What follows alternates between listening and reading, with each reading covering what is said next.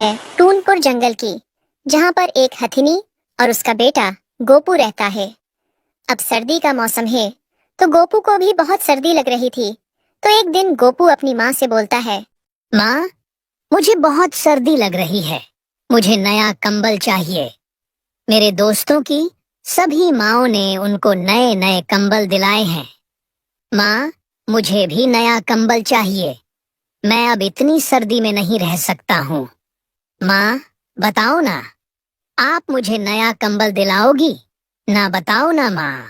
अब हथिनी के पास तो पैसे थे नहीं, इसलिए गोपू की ऐसी बात सुनकर हथिनी चुप हो गई और सोचने लगी कि मैं इस गोपू को नए कंबल कहाँ से लाऊंगी। माँ, आप चुप क्यों हो गई हो? क्या आप मुझे नए कंबल नहीं दिलाओगी? अरे नहीं नहीं बेटा, मैं तुम्हें नए कंबल जरूर दिलाऊंगी, लेकिन बेटा तुम्हें मेरी एक मदद करनी पड़ेगी। बताओ, क्या तुम मेरे साथ मेरी मदद करोगे? हाँ माँ, आप बताओ तो मैं आपकी मदद क्यों नहीं करूँगा। ये क्या पूछने वाली बात है? मैं आपकी मदद नहीं करूँगा तो और कौन करेगा? अच्छा, ठीक है। अब मेरी बात ध्यान से सुनो। अब नए कंबल लेने के लिए तो अपने पास पैसे है नहीं, तो मैं क्या करती हूँ, मैं किसी से पैसे उधार ले आती हूँ, जिससे हम मकर संक्रांति के लिए लड्डू बनाएंगे और उन लड्डुओं को अपने मोहल्ले में बेचकर हम जो पैसे कमाएंगे, उन पैसों से फिर नए कंबल लेंगे और कुछ पैसे बच भी जाएंगे और मकर संक्रांति के त्योहार पर हमारे घर के लिए भी लड्डू हो जाएंगे।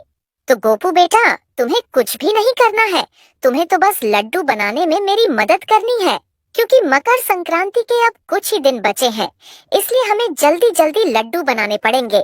ठीक है बेटा, अब हम समय की बर्बादी नहीं करते हैं। मैं जल्दी से जाती हूँ और किसी से पैसे उधार लेकर मार्केट से सामान लेते आऊंगी, क्योंकि हमें आज से ही लड्डू बनाने पड़ेंगे, तभी हम मकर संक्रांति तक उन्हें बेच पाएंगे। फिर हथनी अपनी दोस्त हिरनी के घर पहुंची और हिरनी को उसने सारी बात बताई। तो हथनी की बात सुनकर हिरनी बोली, देखो हथनी बहन, मेरे पास तुम्हें देने के लिए तो बिल्कुल भी पैसे नहीं है, लेकिन मेरे घर पर अभी 2 कंबल है, तो एक अभी एक्स्ट्रा में है, तो एक कंबल तुम लेते जाओ, जिससे तुम्हारा भी काम चल जाएगा और मेरा भी काम चल जाएगा।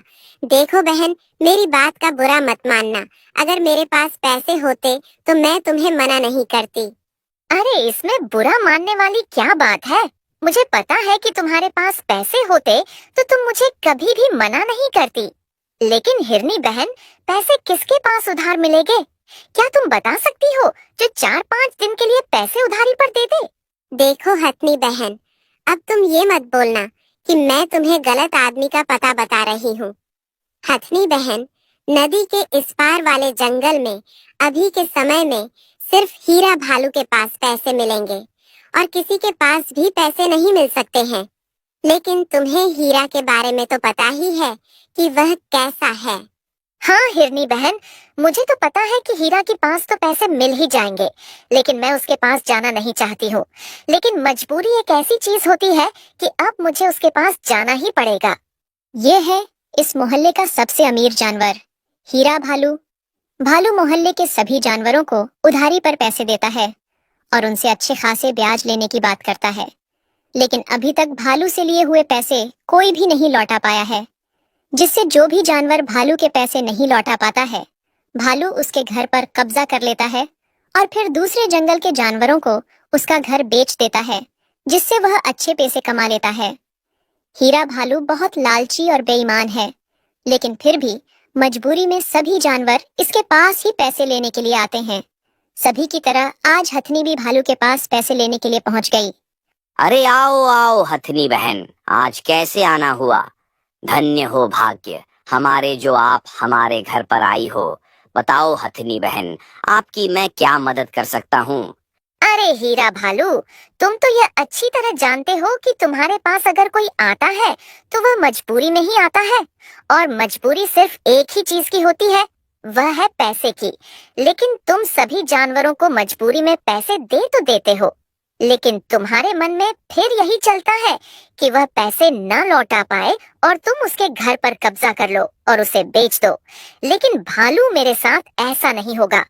मैं तुमसे ब्याज पर पैसे लेने के लिए आई हूँ, लेकिन मैं अपने बताए हुए समय पर ही तुम्हारे पैसे लौटा दूंगी। इसलिए मुझे पैसे देकर ज्यादा खुश होने की जरूरत नहीं है। चलो अब काम की बात पर आते हैं। हीरा भालू, तुम मुझे 1500 रुपए दे दो और बदली में 1800 रुपए ले लेना, और ये पैसे मुझे सिर्फ मकर संक्रांति तक के लिए चाहिए। अरे हथनी बहन, तुम मेरे बारे में गलत सोच रही हो। मैं तो सभी को पैसे उधार इसलिए देता हूँ ताकि सभी का काम चल जाए, क्योंकि सभी जानवर मेरे भाई बहन ही तो हैं।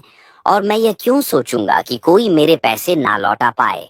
मैं तो हमेशा यही सोचता हूँ कि जो भी जानवर मुझसे पैसे ले जाता है वह मेरे पैसे जल्दी से जल्दी लौटा दे, जिससे मेरा भी काम नहीं रुके। हथनी बहन, अभी मेरे पास भी तो पैसे की बहुत कमी चल रही है, लेकिन फिर भी मैं तुम्हारे लिए 1500 रुपए की व्यवस्था बना देता हूँ, क्योंकि मकर संक्रांति के अभी कुछ ही दिन बचे हुए हैं और कुछ दिनों में ही मुझे 300 रुपए ज्यादा मिलेंगे। इसमें मेरा ही तो फायदा है। लेकिन बहन, मकर संक्रांति होते ही मेरे पैसे लौटा देना। फिर भालू ने हथनी को पैसे दे दिए, और हथनी के जाने के बाद भालू सोचता रहा कि हथनी ऐसा क्या करने वाली है जो इतनी जल्दी मेरी पैसे लौटा देगी। इधर अगले दिन सुबह तक हथनी के सारे लड्डू बन गए, क्योंकि हथनी शाम को ही लड्डू बनाने का सामान घर ले आई थी, और गोपू और हथनी ने रात भर में सारे लड्डू बना लिए। गोपू बेटा, देखो अपने कितने सारे लड्डू बन गए हैं। इन लड्डुओं में से अपन अपने लिए भी लड्डू रख लेंगे। फिर भी अगर हम लड्डू बेचेंगे तो वह लड्डू 5000 से कम के नहीं बिचेंगे, और फिर उन पैसों से तुम्हारे लिए कंबल भी ले लेंगे, और फिर हम कुछ बिजनेस और भी कर सकेंगे जिससे हमारे पास पैसा आए, और फिर हमें कभी भी पैसों की कोई कमी नहीं होगी। ठीक है बेटा, अब चलो इन लड्डुओं को बेचने के लिए। लेकिन माँ, आपने भालू अंकल के पैसे चुकाने की बात तो बोली ही नहीं। उनके पैसे नहीं देना है क्या? अरे बेटा, देना है, उनके पैसे भी हम दे देंगे। फिर भी हमारे पास लगभग 3000 रुपए बचेंगे। तुम अब किसी बात की टेंशन नहीं करो, हम सब कर लेंगे। अब बस तुम लड्डुओं को भिजवाने के लिए मेरे साथ चलो। इधर भालू आज भी सोच में ही डूबा था कि हथनी ऐसा क्या करेगी जिससे उसके पैसे चुक जाएंगे। फिर भालू ने सोचा कि चलो छुप कर देखते हैं कि हथनी ऐसा क्या कर रही है। फिर भालू हथनी के घर के पास छुप गया, और उसने देखा कि घर के अंदर कोई हलचल नहीं हो रही है।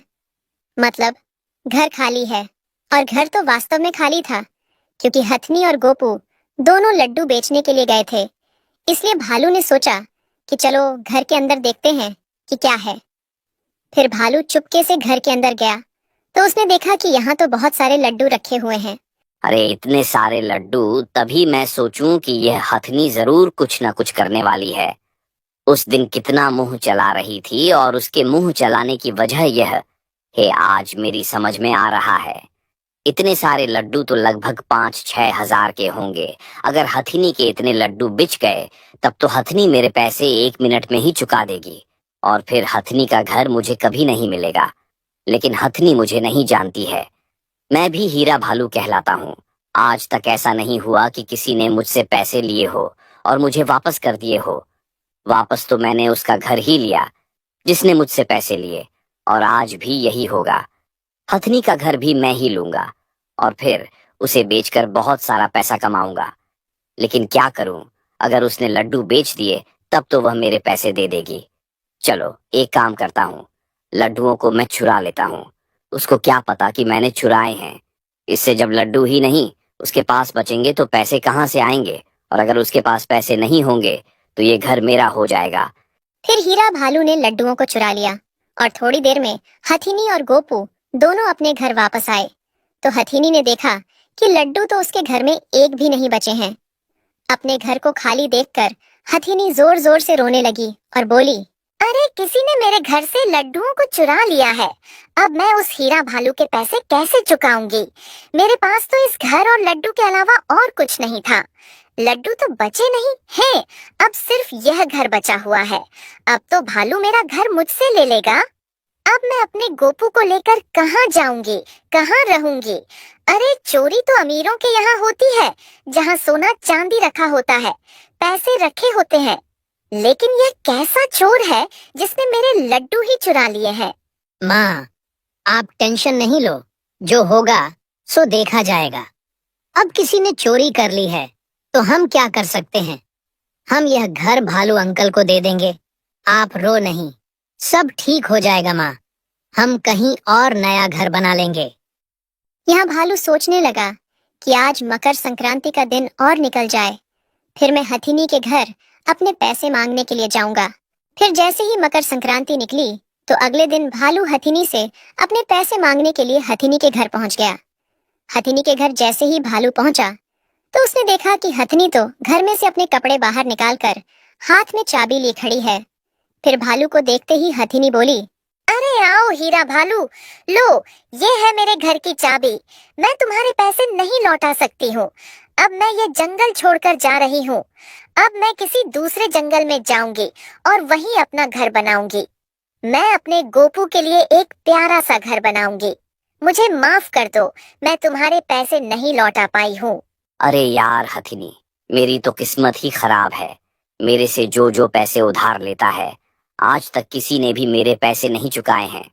बताओ, ऐसे में तो मैं बर्बाद ही हो जाऊंगा। तुम्हें पता नहीं है हथनी बहन, घर को बेचने में कितनी मेहनत लगती है। ग्राहक को ढूंढना पड़ता है और उससे बहुत बहस भी करनी पड़ती है। लेकिन अब तुम तो मेरी बहन जैसी हो। कोई बात नहीं, मैं तुम्हारा घर तो रख लूंगा, लेकिन आज के बाद में अगर किसी को भी पैसे दूंगा तो मैं उससे पहले एक बात खोल लूंगा कि मैं घर नहीं लूंगा। मैं तो अपने पैसे के पैसे ही लूंगा। लेकिन हथनी, तुम तो उस दिन बोल रही थी कि मैं घर देने वालों में से नहीं हूँ, लेकिन आज क्या हुआ? अरे मैं क्या बताऊं हीरा भालू, मैंने तुम्हारे पैसे से लड्डू बेचने का बिजनेस चालू किया था, जिससे बहुत सारे लड्डू भी बन गए थे। लेकिन मैं जैसे ही लड्डू बेचने के लिए घर से बाहर गई तो मेरे घर में रखे लड्डू किसी ने चोरी कर लिए। अब तुम ही बताओ भालू भाई, मेरे पास घर के अलावा और है ही क्या? इसलिए अगर मैं तुम्हारे पैसे चुकाऊंगी तो घर बेचकर ही चुका सकती हूँ। इसके अलावा मेरे पास कोई दूसरा ऑप्शन भी नहीं है। अगर मेरे घर पर चोरी नहीं हुई होती तो कोई दिक्कत नहीं थी। मेरे पास वह लड्डू बेचकर बहुत सारे पैसे बचे भी रहते और तुम्हारे पैसे भी चुक जाते। अच्छा अच्छा हथनी, तभी मैं सोचूं कि हथनी उस दिन तो बड़ी बड़ी बातें कर रही थी, आज इसको क्या हो गया है। कोई बात नहीं है हथनी, मुझे तुम्हारी कहानी सुनकर बहुत दुख हुआ, लेकिन अब कर भी क्या सकते हैं। जो किस्मत में लिखा होता है वही होता है हथनी बहन। फिर हथिनी अपने कपड़े लेकर अपने गोपू के साथ जंगल को छोड़कर जाने लगी। तभी उसने रास्ते में देखा कि भालू के घर में तो आग लगी हुई है। तो हथिनी बहुत जल्दी से आग बुझाने के लिए गई और उसके हाथ में जो कपड़े थे उसने उसी कपड़ों से भालू के घर की आग बुझाई और थोड़ी देर में आग तो बुझ गई, लेकिन हथिनी के सारे कपड़े जल गए। तभी अचानक से भालू वहां आ गया। अरे हथनी बहन, ये क्या किया तुमने? तुम्हारे पास तो सिर्फ कपड़े ही बचे थे। मेरे घर को बचाने के चक्कर में तुमने अपने सारे कपड़े जला दिए। इनके अलावा तुम्हारे पास और है ही क्या? भालू भाई, मेरे कपड़ों से ज्यादा कीमती तो तुम्हारा घर था, क्योंकि अगर आदमी के पास घर नहीं है तो उसके पास कुछ नहीं है। घर की कीमत उसी को पता होती है जिसके पास घर नहीं होता है। आज मेरे पास रहने के लिए घर नहीं है तो उसका दुख सिर्फ मैं ही समझ सकती हूँ, लेकिन अगर कल के दिन तुम्हारे पास भी रहने के लिए घर नहीं होता तो तुम भी बहुत दुखी हो जाते। अगर मेरे कपड़े जलने से तुम्हारा घर बचता है तो यह तो मेरे लिए पुण्य का काम है। अब जहाँ रहने की व्यवस्था बनेगी वहाँ मेरे लिए कपड़े भी मिल जाएंगे। अब तुम मेरी फिक्र नहीं करो। ठीक है भालू, अब मैं चलती हूँ। हथनी की ऐसी बात सुनकर भालू को बहुत अफसोस हुआ और फिर भालू बोला, अरे कहीं जाने की जरूरत नहीं है बहन, रुक जाओ। मैं तो भाई कहलाने के काबिल भी नहीं हूँ। मैं तो पापी हूँ, मैं तो अधर्मी हूँ। मैंने ना जाने कितने सारे पाप किए हैं। मैंने तो बसे बसाए कितने परिवारों को उनके घर से अलग करके पता नहीं कितने पाप किए हैं। जल जाने देती हथनी बहन, मेरे घर को मेरी यही सजा थी। अरे हथनी बहन, तुम्हारे घर के लड्डू किसी और ने नहीं, मैंने ही चोरी किए थे। और मैं यही सबके साथ करता हूँ। जो जो मेरे से कर्ज लेकर जाते हैं, मैं उनके साथ कुछ ऐसा करता हूँ जिससे वह कर्ज न चुका पाए और उनके घर मुझे मिल जाए। फिर उन्हें मनमानी कीमत में बेचकर ज्यादा पैसे कमाता हूँ। हथनी बहन, यह लो, तुम्हारे घर की चाबी और तुम्हारे लड्डू मेरे घर के अंदर रखे हैं। लड्डू भी ले जाओ और पैसे भी नहीं चाहिए। मुझे बस ऐसा कुछ बता दो जिससे मेरे द्वारा की हुई मेरे पाप कट जाए। बताओ हथनी बहन, कुछ क्या करूं मैं? अरे भालू, तुम्हें अपने किए कराए पर पछतावा हो गया है, यही बहुत है। लेकिन तुम जितने घरों को लौटा सको तो उन परिवारों को उनके घर वापस लौटा दो, जिससे वह फिर से अपनी जिंदगी में खुश हो जाए। इसी से तुम्हारे पाप कटेंगे। फिर हथनी अपने गोपू को साथ लेकर अपने घर चली गई और हीरा भालू भी सुधर गया। दोस्तों, कहानी अच्छी लगी हो तो वीडियो को लाइक और चैनल को सब्सक्राइब जरूर करें। लड़की डांस कर रही होती तो तुम उसके लिए भर भर के लाइक सब्सक्राइब करते हैं। क्या आज मेरे प्रभु श्री राम के लिए नहीं करोगे? और साथ ही कमेंट में श्री राम लिख देना, आगे आपका समय अच्छा बनी रहेगी।